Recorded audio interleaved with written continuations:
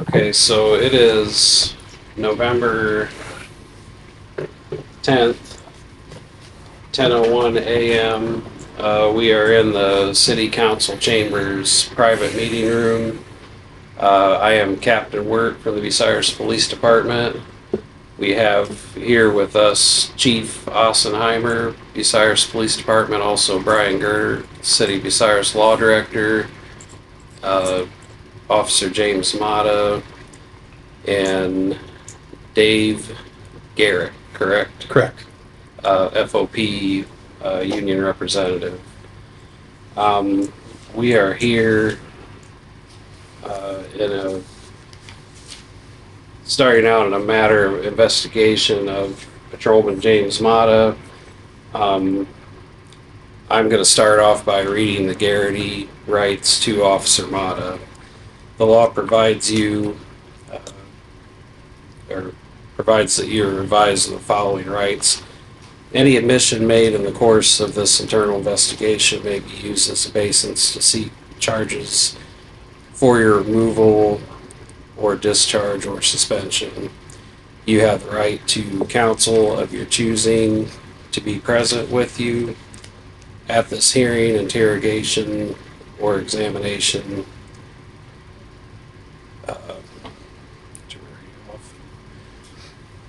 You may consult with him or her. However, counsel has no right to speak at the interview. You have a right to a reasonable amount of time to obtain counsel of your own choosing. You have no right to remain silent. You will truthfully answer questions. You are advised the statements and responses constitute an official internal investigation. You will be asked to answer questions specifically directed and narrowly related to your performance of official duties or fitness for office. This investigation in no way constitutes a criminal investigation. If you refuse to answer questions, you will be ordered by a superior officer to answer the questions. If you persist in your refusal to answer questions after that order, you are advised that such refusal constitutes a violation of the rules and regulations of the Bucyrus City Police Department and will serve as a basis for your discharge. You are further advised that by law, any admission made by you during the course of this hearing, interrogation, or examination cannot be used in a subsequent criminal proceeding. Okay? Any questions about that? No, sir. We just need you to sign there acknowledging. Hang on 1 second. So just so I'm clear, this is a Garrity interview, correct? Yes. It is for a internal matter, not a criminal matter, correct? Yes. Okay. So refusal to comply with this meeting could result in his dismissal, correct? Yes. Okay. Are you familiar with Garrity versus New Jersey and how that works and how the criminal proceedings and the internal affairs proceedings work and how it works that way? I'm not going to pretend to be an expert Okay. on labor relations. I guess I understand with where you guys are going with this. Mm-hmm. I question why Mr. Law Director is here. Him bearing witness to this particular interview, if there are any criminal proceedings, would jeopardize his criminal proceedings afterwards. It is unorthodox for the law director to witness this type of proceedings, Okay. considering this is just the employer. For the record, I guess I'm going to object to Mr. Gernert being present at this time. And I just want that on the record as being understood. Okay.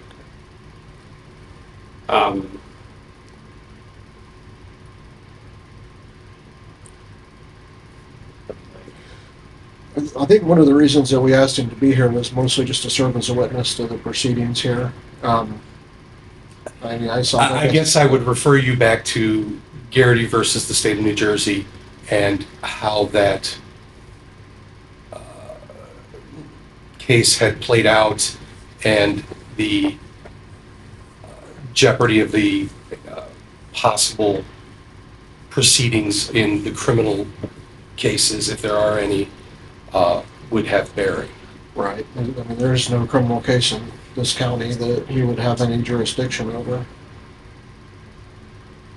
I'm going to stand on my objection with the law director being present. I'd also say that nothing said in here would ever give rise to a criminal investigation or be pertinent or subpoenaable or used in a criminal case. You can't give him a waiver saying that you have to speak, and if you don't speak, you can be discharged, and then further use that in any form of criminal prosecution. I mean, that would be the whole basis of Bill Cosby shit getting thrown out. Oh, I guess I understand that, but when it comes down to, from what I understand, the results of this meeting could potentially result in criminal charges locally as well as in a foreign city. So Not this meeting. This meeting is completely confidential. I understand and that, but the actions that led to this meeting could potentially result in criminal charges. Right, and my office isn't going to prosecute my own police officers. That would come from we would hire outside counsel and have nothing to do with that. Okay, I guess I will stand on my objections and we'll just go with completely that. understand. Okay, It's also, go ahead and sign.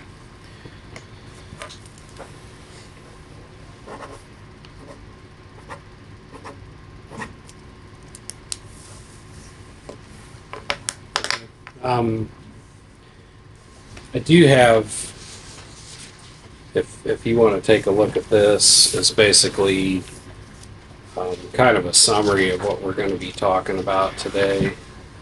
And I'll give you just a minute to look over that. And I also have our standards of conduct policy. Some of the sections are highlighted there that are referred to in the summary.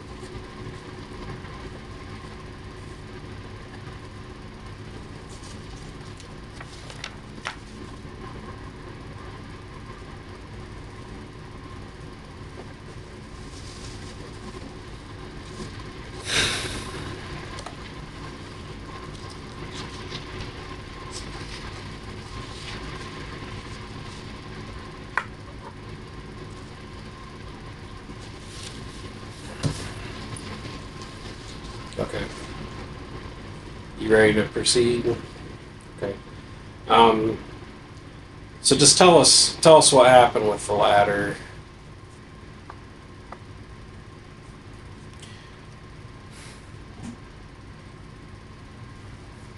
I don't want this to sound as an excuse at all. Um,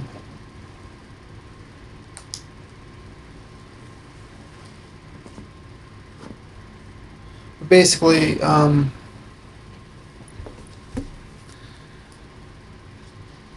It was whenever I was living on the house on Spring Street, and I always went to Al Williams for help with certain things, tools and things like that. And he helped me um, borrow a ladder to put my lights up and take my lights down. Um, and I remember at some point, um,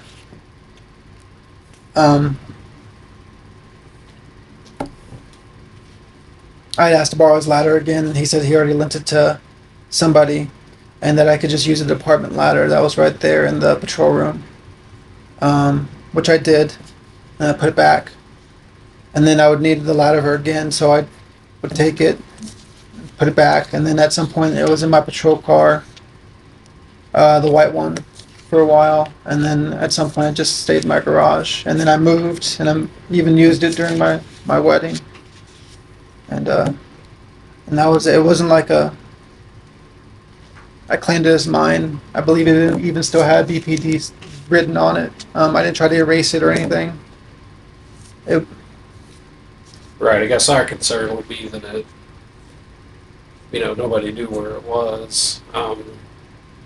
I kind of noticed it missing at one point, but I never really looked into where it would have went. But it's something that's for department use, and if guys needed to get into an attic or whatever, that was usually how we would access it, and it kind of took away from the department's use of it.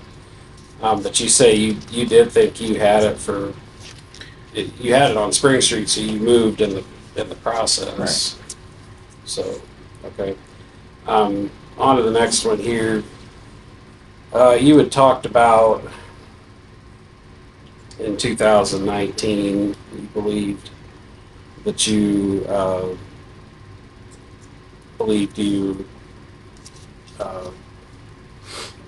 were drinking and driving. Was this a single incident that you remember, or did it happen on more than one occasion?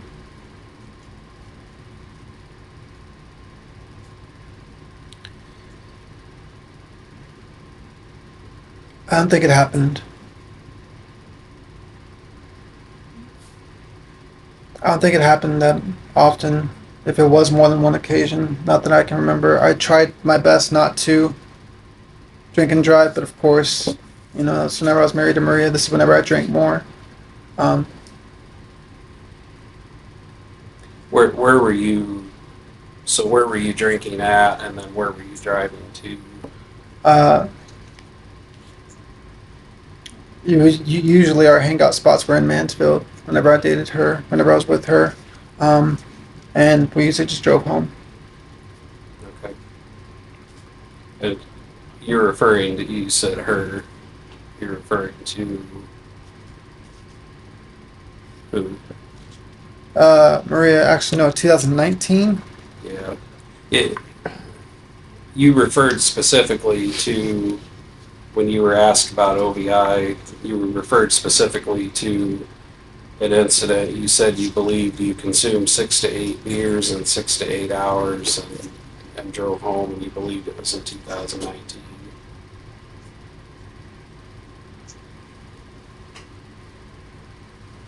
I was single then.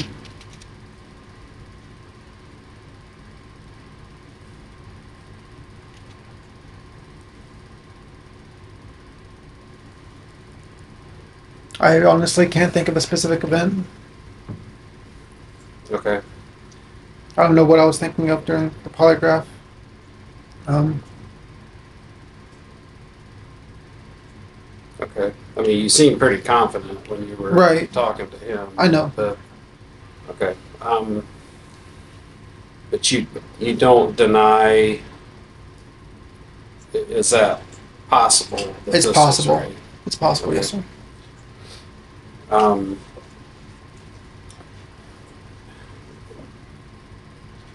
so this would be, I guess, referring to one of the more serious violations. When you were asked about if you ever furnished alcohol to someone underage, and you said yes, and Micah Graves, who we know to be or was an explorer with our department here. Tell us about this. What happened? It was as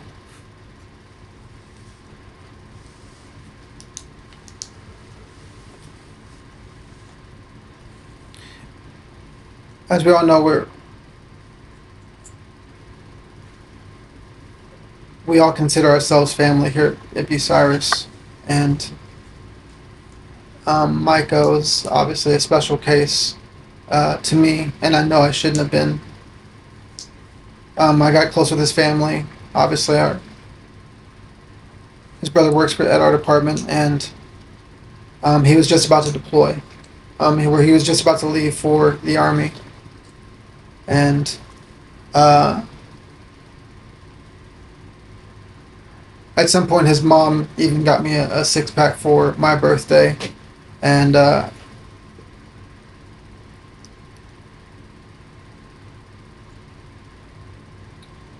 I gave him a beer at my house. He drank like maybe I don't even know. So this was at your house. Was this on when you're on Kramer? Yeah. So in the video, you told the examiner you believe he was 16 or 17 at the time.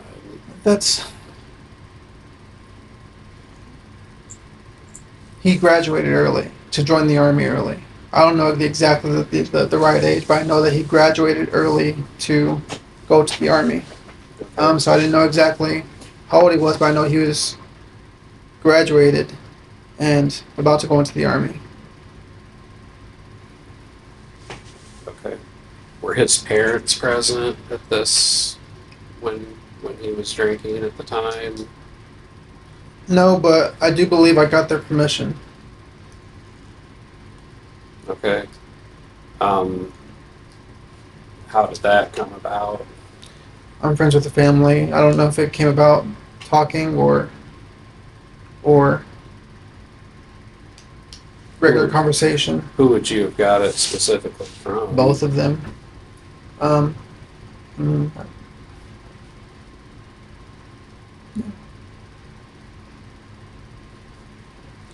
So was this permission granted specifically for this instance? Like, did you talk to him on the phone, in person, text message?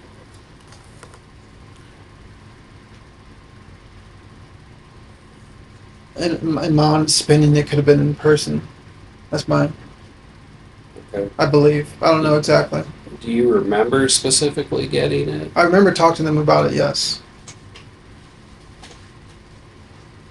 And they told you, yes, it's okay for you to give Micah alcohol. Yeah.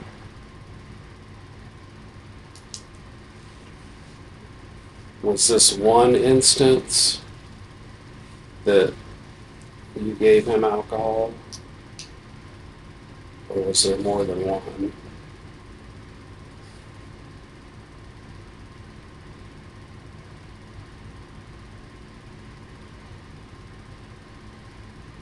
No. As far as I can remember, I think it was only one time. Okay. You say you think it was before he deployed? Yes. Like how long before he deployed? Like a week, 2 weeks? Somewhere around that time frame, about a month before he deployed. I know it was soon before he left.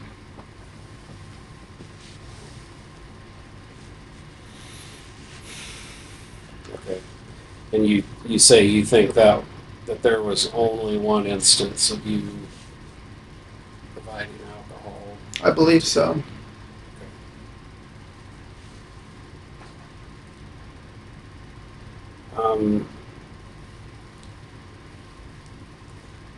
The next would be similar. It says that you provided alcohol to a female. The female was unnamed. Who would that female have been? That female was a girl I was seeing. Um, her name's Elena.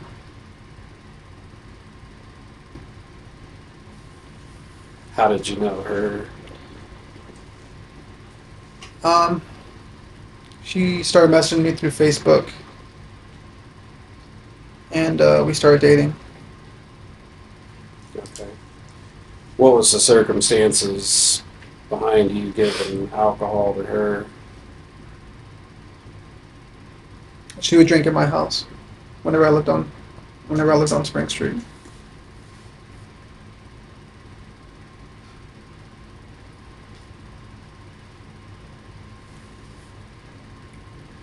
So it sounds like that might have happened more than once. Can you estimate how many times?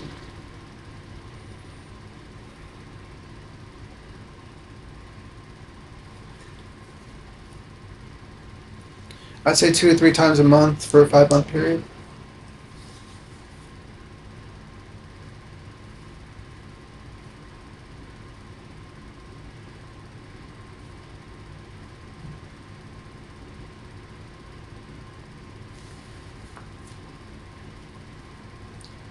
Can I ask for clarification on something on that? Sure.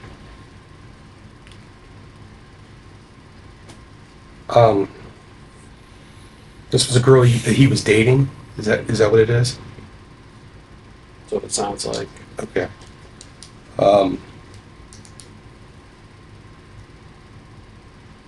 Was this a beverage that you bought for yourself and you had in your refrigerator, or is it something that you said, "Here, Ella Guthrie, this is yours in the fridge"?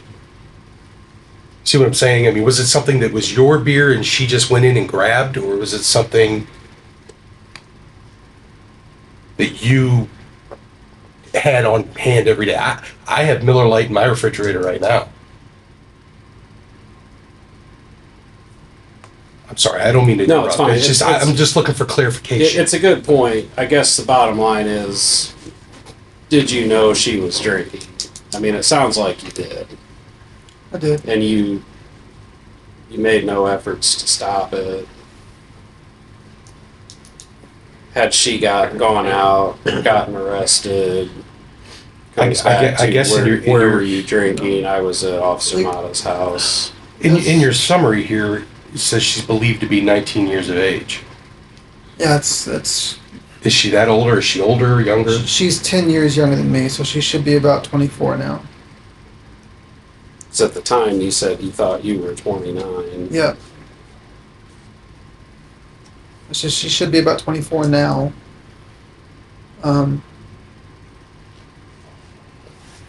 Okay, I'm sorry, I didn't That's mean fine. to interrupt. I mean, There was times whenever I had beer in my fridge and she'd go and grab a beer, or there's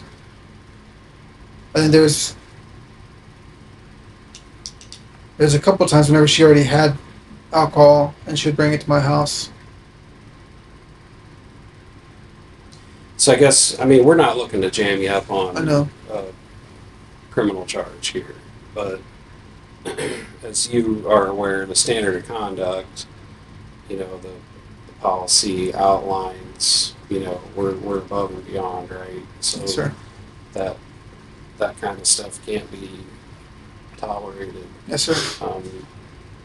Even if it is something that she grabbed, there's, I guess there would be a duty on our part to stop it as soon as we can, right? If it's in our house. Yes, sir. Do you have anything else to add to that?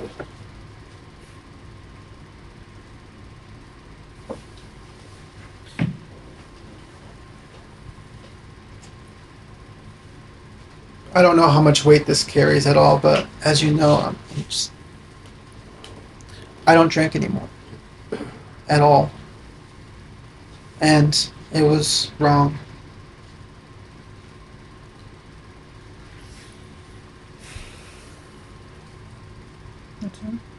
Yeah, take your time.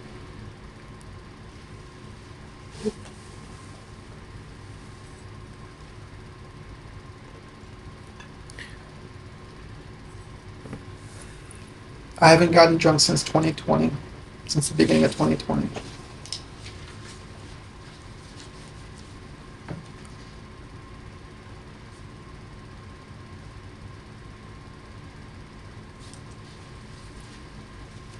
I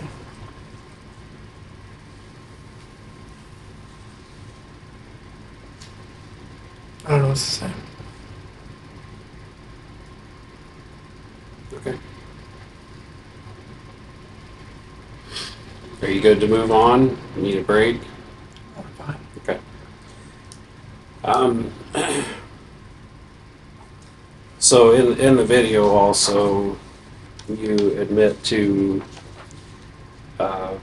what you refer to as fingering a female you were dating. Was this the same No. female? No.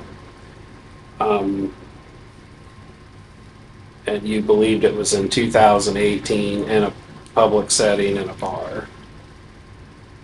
You said people were around, but you didn't believe that anybody saw it.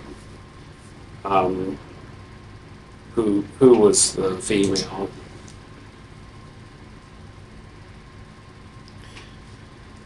Her name's Christina.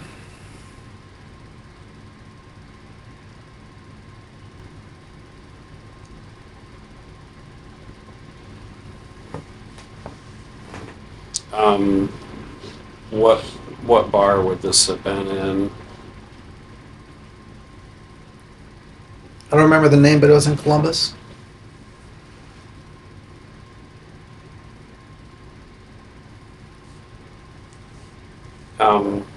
Can you describe the setting? You said people were around. Were you guys in a booth, at a table? The bar is square shape. And we were on one side where nobody else was, and there was people over there on that side. On the other side? Okay. Um,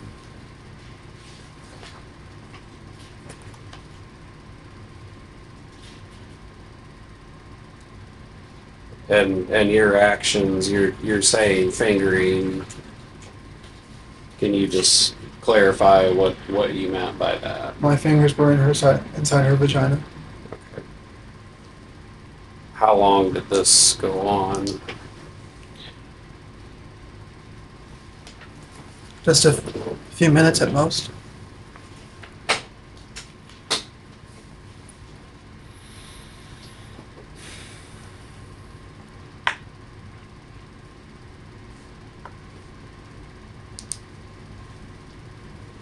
Okay.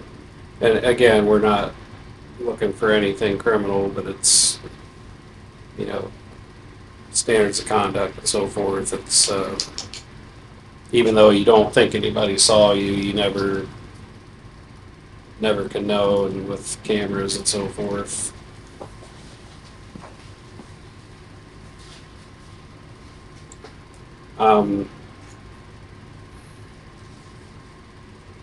So number 6,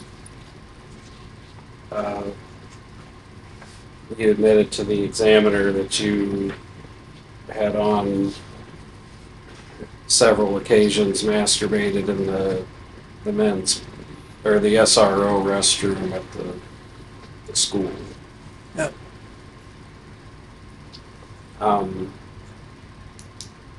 Is this true? Yes. Okay. How many times did this happen? I said 7 to 10 because I know it happened maybe once a week. And that was right around the time my wife was pregnant. and after giving birth. Okay. So once a week for what period of time? Not the whole time. It was towards the end of her pregnancy. What, I guess it's being in the school, what spurred this?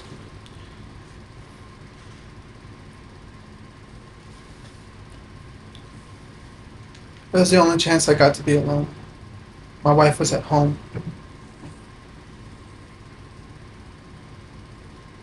Was it something you saw at school?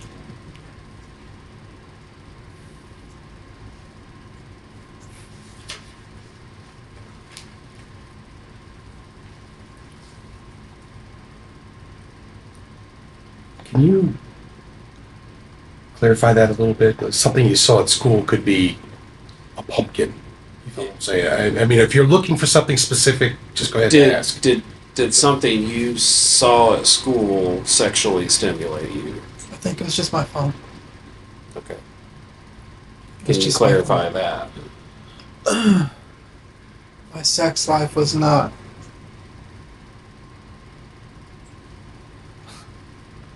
I'm sorry, this hurts my wife, so it's No, hurting me. it's understandable. Take your time.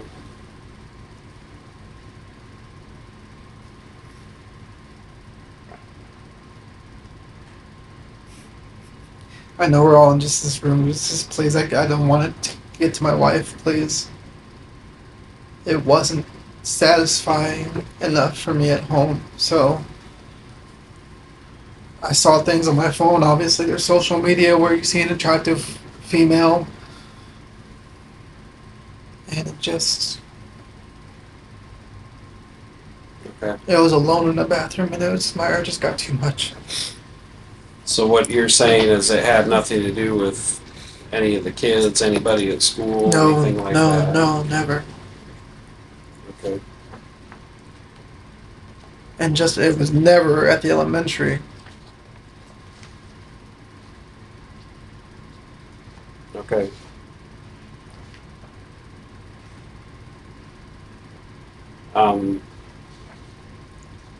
But you do know that would, it's something that's, again, not acceptable by the standards. Yes, sir.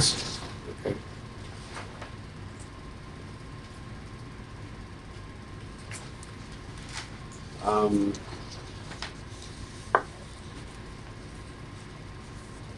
Number 7. So, from what I could tell when you were talking to the examiner, there was 2 different occasions at weddings. One wedding. One wedding. Okay.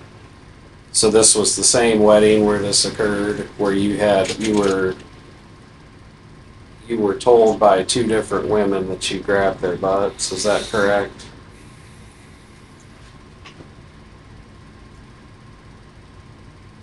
You're shaking your head no. Is that denial or?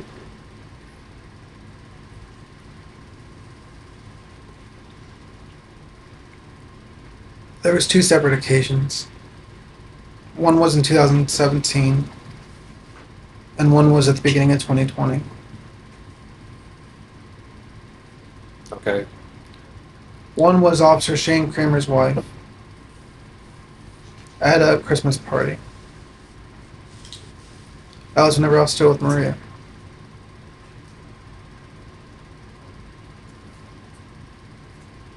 I talked to Shane and Rebecca about it. –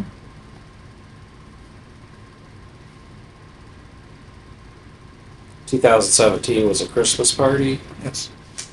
Where was this at? Lieutenant Amos Wolf's house. Whenever he first moved in.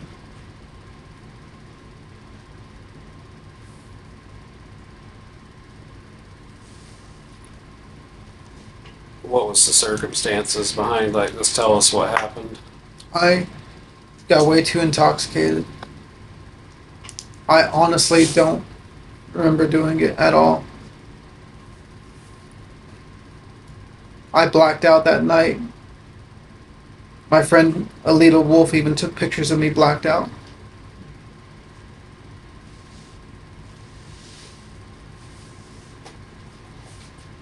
So how did it come about that you knew about it then? Because Rebecca told my current wife, her friend, who's still her friend now, currently, Judy. And Judy told me. And I instantly felt regret and apologized to both the Kramers because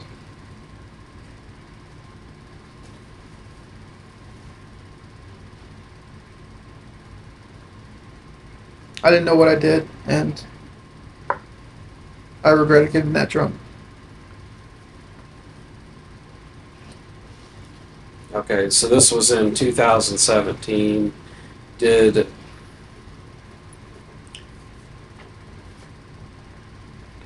you said somebody, was it Judy that told, or Rebecca told Judy that? Was this right away or was this after some period of time? If you understand what I'm asking. In other words, was it a phone call that night, the next day, the next week, or was this I'd say 3 within a years? week span, Okay. I found out. And Because you, at the time, you were not in a relationship with Judy, is that correct? correct, we were just friends, and I was still married to Maria. Okay.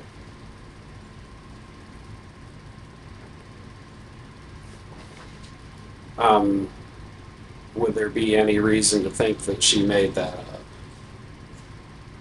Or I guess, you say you don't know. Is there, I don't know her to be a liar. I'm not going to insult her. I okay. would have no reason to think why she would make it up. Okay. So then, in 2020, apparently you were at a wedding, and there was another incident. Can you tell us about that? Judy and I had just started dating. We were dating for like 4 or 5 months. We went to the Britton wedding. That was at Pickwick. Officer Noah Graves was there, as well as a few other friends.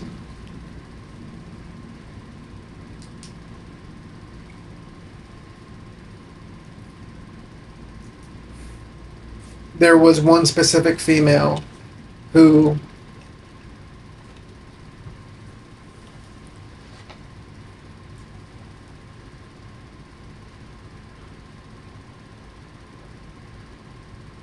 I guess she does this often where she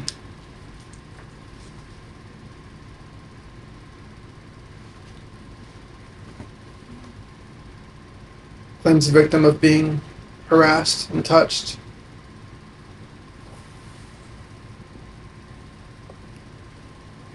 And that night she kept on giving me eyes. And even after Judy left, I should have left with her. But of course, I wanted to be there for my friends who were getting married. I even told specifically my friend Harley, who you've met, who's ridden here, who is now a police officer. I believe near Puddin Bay. I said, can you please keep her away from me? Keep her away from me. And of course, because I was having fun with my friends, I got blackout drunk. And this was the last time I ever got drunk because I said, I don't want to ever feel this ever again. And this was the second time that I had been accused of grabbing somebody. And I couldn't defend myself because I was blackout drunk. That one, there are grounds to say that there's a chance it possibly couldn't happen. But again, I can't defend myself because I was drunk. Who is the female? Do you know her name? Her name was Jamie. I don't remember her last name.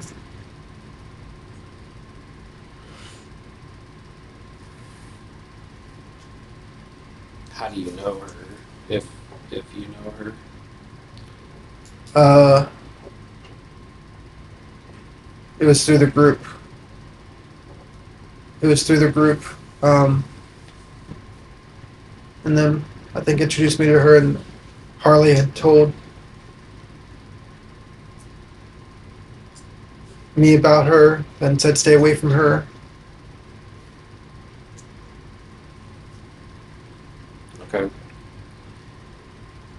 How did this accusation come up?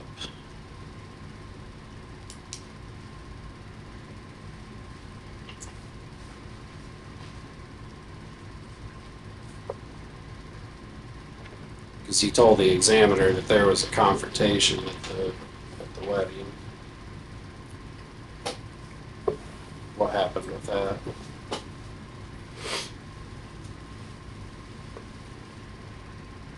I remember there being a confrontation. I remember even punching something because my hand was swollen at my house. And Harley even took me home because I guess Jamie's boyfriend had confronted me and said that I had touched her butt, and I was like, I have no idea what you're talking about. So you don't remember even the confrontation? Vaguely. I remember Harley saying, "This is Mata you're talking about, this is Mata." And then Harley just took me home. I remember being extremely upset, crying, again punching a wall at my house.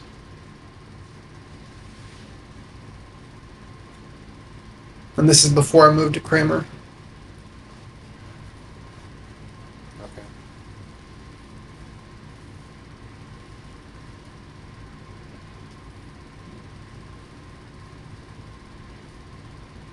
So you say at the time you were dating Judy, but she wouldn't have been there.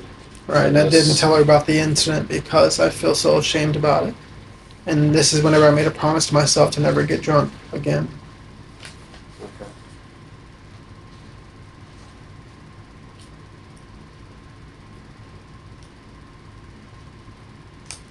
Um, the number 8, you admitted to having sex with your wife on duty. You said you thought it was approximately 5 times. Is that correct? Yes.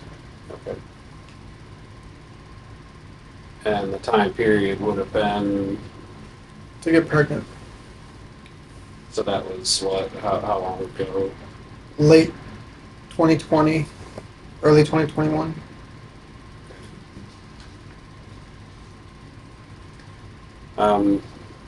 And again, it's at your house. You say it's on your lunch break, but you know by our policy it's not permitted. That's right. Were you aware of that at the time? Yes, sir. Um, number 9.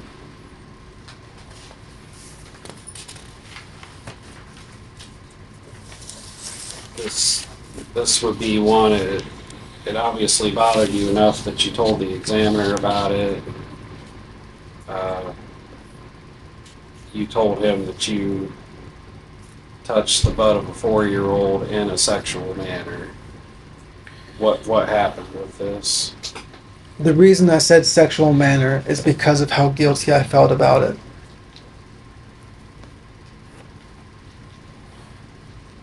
The whole situation. There was this little girl who loved me. Of course, you know I'm great with kids. This is right around the time, right before Marie and I got a divorce. This is towards the middle or towards the end of 2017. I remember we were all, again at Mansfield, in a house with Maria's friends, who I no longer talk to any of them. I remember we were all sitting around, we were all drinking, and I even had a beer in my hand or something, I don't know. And the little girl comes up and she gives me a hug, and I'm sitting on the couch. I'm sitting on the couch, and she's like giving me a hug, she's running back and forth, and then she goes and she sits on my lap. And while she's on my lap, I'm holding her, so my hand was on her butt. I didn't call her to me. I didn't go underneath her clothing. I didn't penetrate her or anything like that. Nothing of that nature. But the part that I feel guilty about, and this is what I said on my statement, is, and I guess I have been told, because I've told my wife, I've talked to my pastor, I said that there was an arousal. Now, whenever I say that, that doesn't mean that I had an erection. What that means is I felt some type of attraction because, and that's the part that disgusts me. I had her on my lap, my hand was on her bottom, and she wasn't wearing a diaper, which again surprised me, and then all of a sudden that feeling hit, and I felt this intense surge of guilt. I never told anybody this. I mean, who could you talk to about this? Who could say, oh, I've been there?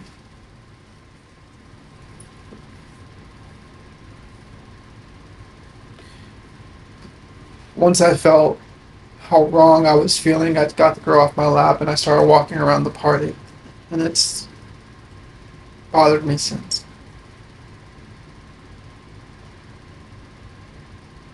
He asked me if it was sexual, and I said yes, because I obviously had an attraction to it.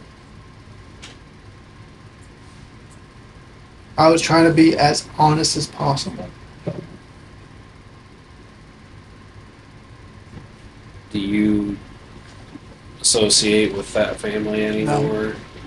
Not since my divorce with Maria.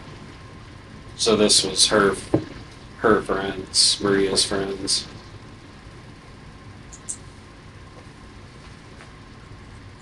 I thought they were my friends too, but they cut me off right after the divorce. Okay. Did they say why? Because I had an affair on my wife. Okay. Did they know about this? No. There was people around. I wasn't by myself with the little girl. It was in a public setting. But I still felt guilty enough to tell the partner.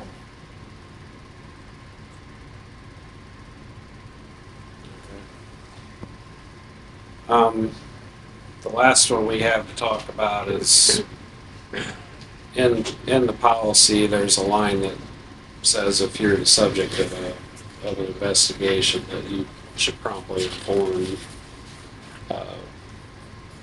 supervisor or administration. And we didn't hear anything about it until we called you in, so that would be the last one. Honestly, I wasn't trying to hide anything from you. I honestly didn't think about it. I'd just been contacted by Mansfield PD the day before. And I was already having hard enough time telling my wife and everything, and her being there for everything. We were trying to pray and lay everything on God's hands, and I honestly didn't think about it. That's my apology. I'm sorry.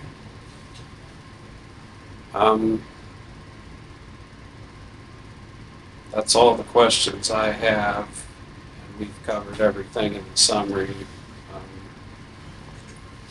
Is there anything that you want to say or add that we didn't ask or talk about?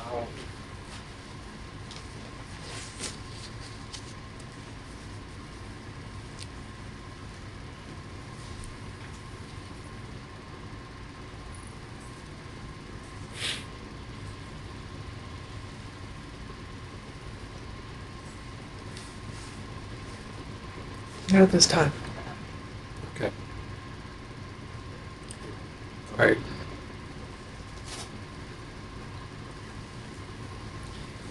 So we are going to end the meeting and the recording at 10:53 a.m.